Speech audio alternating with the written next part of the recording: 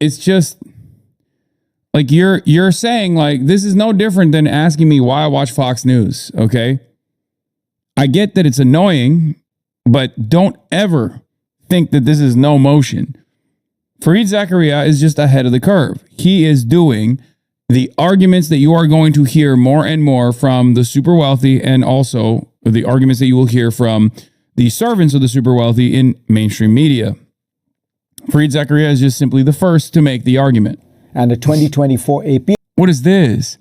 Fareed Zakaria, blue cities are out of control, promising more, spending more, delivering less, and pushing off fiscal problems to some future day. Democrats in City Hall should be governing as if the goal is to announce new entitlements. Oh my God, it's here. It hasn't, the Zohran Mamdani honeymoon period might officially be coming to a close. But first, here's my take. Zohran Mamdani ran on a promise to make New York affordable. A mandate for a city we can afford. Last week, he unveiled a budget that is, in a word, unaffordable. Yeah, really fucked up of Zohran Mamdani to have a $12 billion budget shortfall that was developed before he became mayor, by the way. Really fucked up of him. You know, typical socialist sitting on a fucking $12 billion budget shortfall that is entirely the fault of the previous administration. Like, come on, man. Come the fuck on. New York has been fiscally profligate for so long that the headline number, $127 billion, produces little shock. But for perspective, these are similar to the annual expenditures of a mid-sized nation with all the expenses a country requires, like Greece or Thailand, devoted to governing one city. New York City's budget has ballooned in recent years. Michael Bloomberg's last budget, adopted for fiscal year 2014, totaled about $70 billion. So in little more than a decade, the budget has nearly doubled, growing faster than inflation and faster than the city's economic growth. And much of it has happened as the city has been losing the one thing that makes big government easier to finance: people. New York City's population fell sharply amid the pandemic, with a 5% decline from April 2020 to July 2020. I wonder why, bro. I wonder why. First of all, I wonder how. Yeah, shouts out to the previous governor. Okay, shouts out to the previous mayor. 5% is not really sharp. It is sharp. Come on. That's a huge decline. What are you talking about? 22. More recent city reports show a rebound, but the city remained below its 2020 baseline as of 2024. The arithmetic is brutal. A larger bill is divided among fewer payers. Per person, the imbalance is stark. Using the Lincoln Institute's fiscally standardized numbers, New York's general spending in 2023 was more than 30% higher per capita than Los Angeles and more than double Houston. And what do New Yorkers get for this? Look at New York City schools, the largest school district in the country. The city's education budget has climbed while enrollment has shrunk.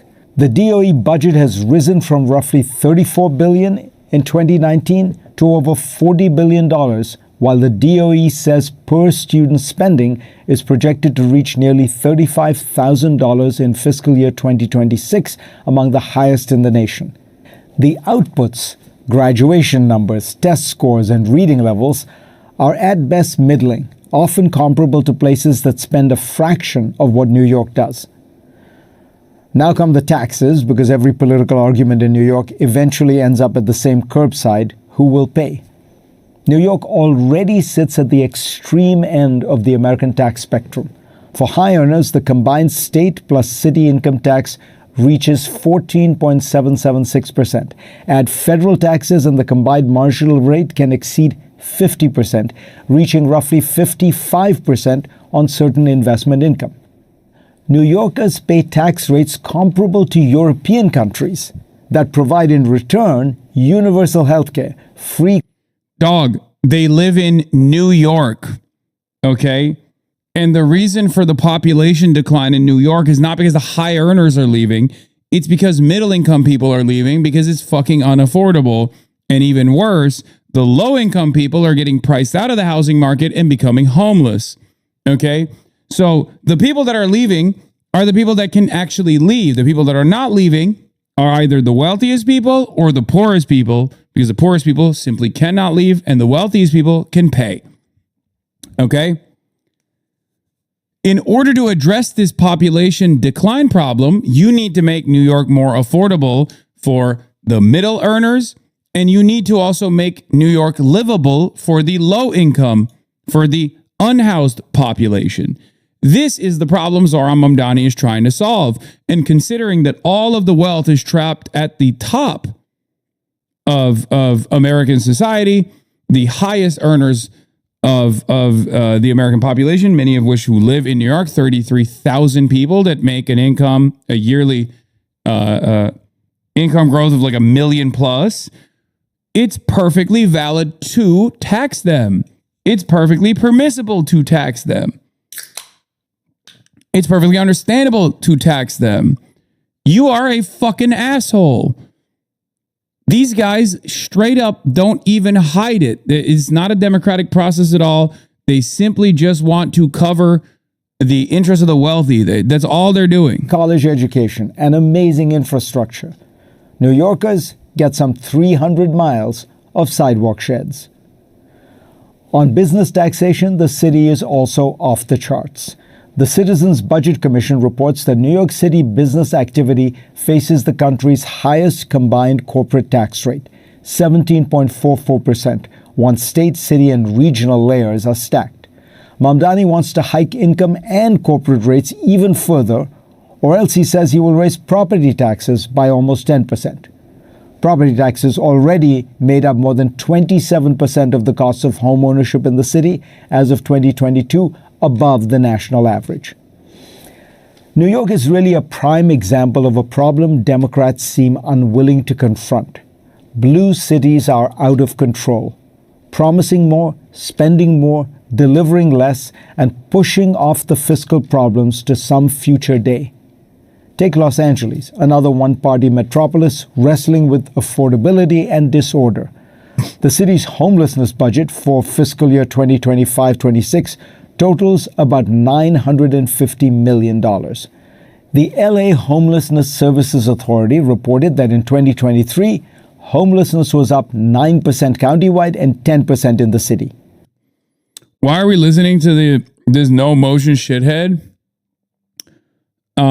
Because he is at CNN, and because these arguments will be heard over and over and over again for the next year or so, especially leading up to the final battle on whether Kathy Hochul will tax the rich or Zohran Mamdani will be forced by these very powerful forces to do austerity, tremendous austerity. Okay?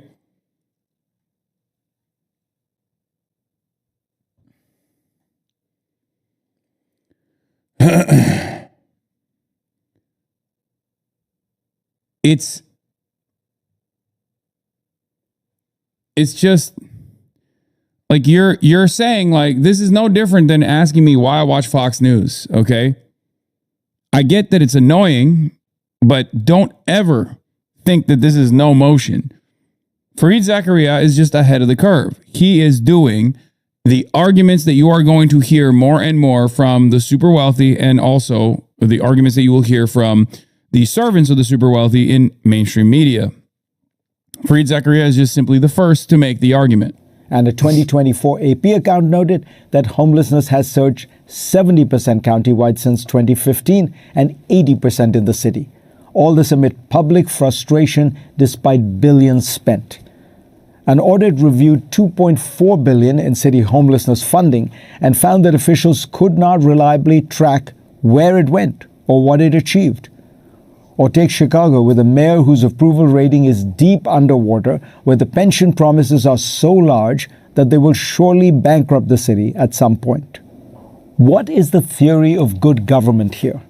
If the answer is keep adding programs, the city will keep producing unaffordability. because unaffordability is what happens when government becomes a machine that grows faster than the society it governs. Zohran Mamdani's basic instinct is correct. Focus on affordability, especially housing, but not by providing government subsidies. These only seem to have driven up the cost of rent as subsidies naturally do. The city's rental assistance spending rose from $263 million in fiscal year 2020 to $1.34 billion in the most recently reported fiscal year. That is a 5 times increase in a handful of years, and housing costs only got worse. Matt Iglesias persuasively argues that the city should make it easy and routine to just build abundant market rate housing. That will bring in more people, expand the tax base, fill the schools, and increase local GDP. And that will make the budget affordable.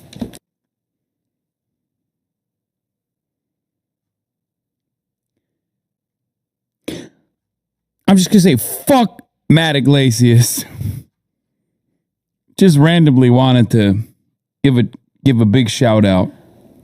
For Democrats in city halls, there is a choice. Stop governing as if the goal is to announce new entitlements and instead make government work.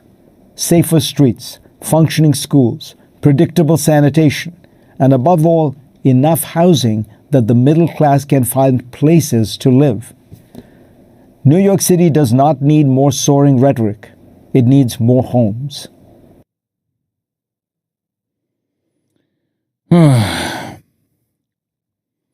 Abundance is the neoliberals' plan to create a permanent renter class and claim the final appreciating asset that the middle class has.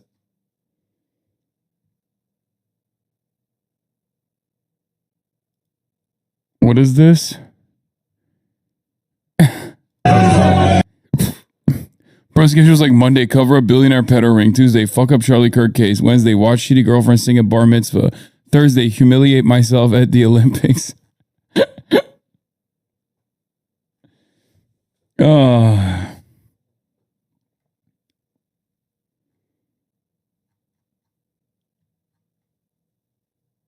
Vienna model is renting. Renting is not bad. Yeah, if it's owned by the government, chatter. Hello.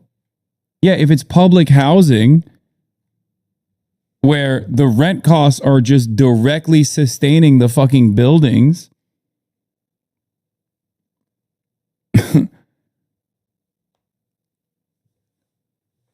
Frat podcaster, pedo government. I know, it's really fucking busted.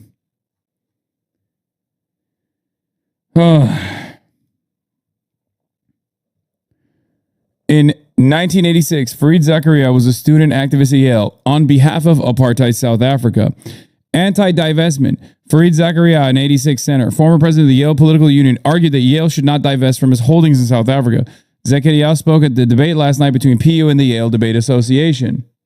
The year is 2020, or the year is 2001. Fareed Zakaria is writing for the Newsweek. The cover article reads, Why They Hate Us, The Roots of Islamic Rage, and What We Can Do About It, by Fareed Zakaria. The year is 2025.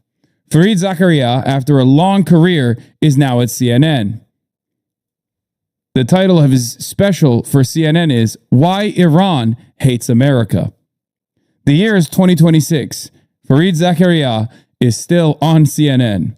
Now he's talking about the best possible way to approach the New York budget shortfall is by doing abundance. The year is 2024.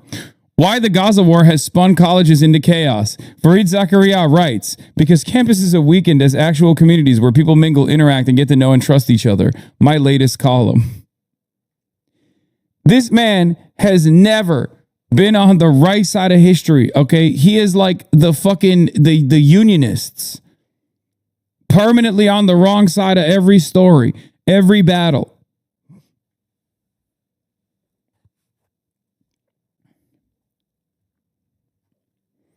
When watching this attack on Zohran Mamdani, it is important to know that there are a few more loyal spokespeople for billionaires and corporations than this person, which explains why he's appalled by the idea of higher taxes on the oligarchs and why he has a permanent cable TV job. As the saying goes, it's difficult to get a man to understand something when his salary depends on his not understanding it.